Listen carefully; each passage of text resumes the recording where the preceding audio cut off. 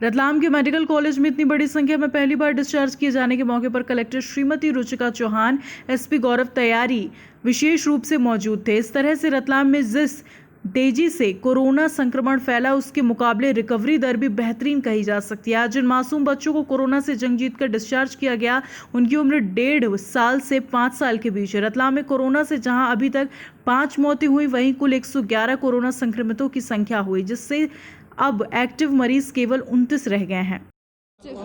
मतलब सर अनुभव तो बहुत अच्छा था, पर जैसे मुश्किलें भी आई हैं, पर सब कुछ अच्छा था। जैसे जो डॉक्टरों का सपोर्ट हमको मिला ना, बहुत मतलब हम कह नहीं सकते कि जिस तरीके से उन्होंने हमारा साथ दिया और जिस तरह से मतलब बच्चों को और जितने पॉजिटिव लोगों को उन्होंने संभाला ना, हम बयान नहीं कर सकते। मतलब बहुत अच्छे तरीके से उन्होंने हमारा सब मतलब ख्याल रखा है, तो आज हम यहाँ पे हैं।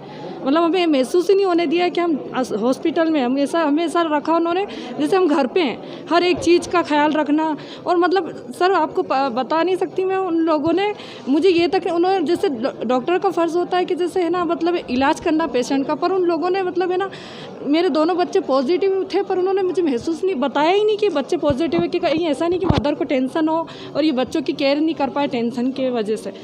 जी, मेरा एक बच्चा 1.5 साल का और एक बच्चा 5 साल का है सर।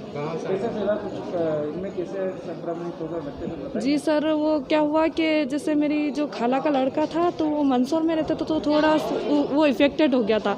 तो घर पे आया जैसे, तो वो मेरी बहन, मेरी अम्मी ने, जैसे सब हम एक दूसरे से मिले जुले, तो थोड़ा इफेक्ट आ गया एक दूसरे के मिलने जुलने से। तो बस ऐसे ही कुछ प्रॉब्लम आई थोड़ी बहुत, पर अल्लाह का शुक्र है कि इस मुसीबत से सब निकल गए, सब अच्छे से साथ से घर पहुंच चुके हैं हम, और सबको अल्लाह हिफाजत से रखे। बाकी लोगों को आप क्या मैसेज देना चाहोगे कि मतलब किसी को अगर ऐसे सिम्टम्स दिखाई देता है तो उनको आना चाहिए, आगे बढ़ के सर मैं यही कहना चाहूँगी कि अगर ऐसा कुछ होता है तो मतलब सबसे पहला तो सावधानी रखें और एहतियात बरतें इस मामले में।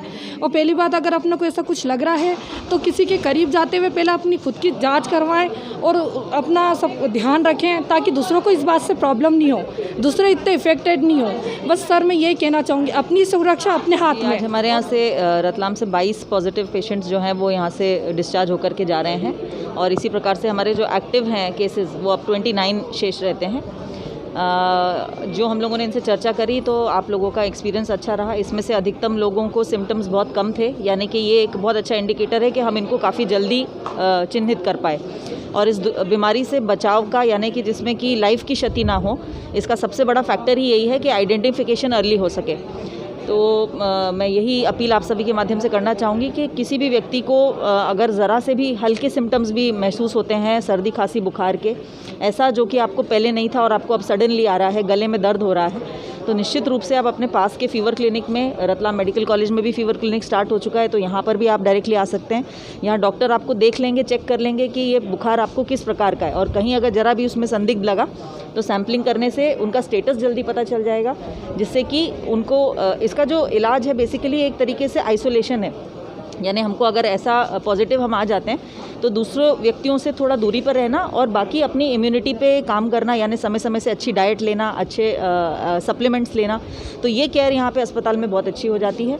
तो यदि आपको ऐसे सिम्टम्स फील होते हैं तो बिना किसी हिचकिचाहट के आगे आकर के अपनी जाँच करवाएँ। रतलाम जिला रिपोर्टर फिरोज मंसूरी की रिपोर्ट।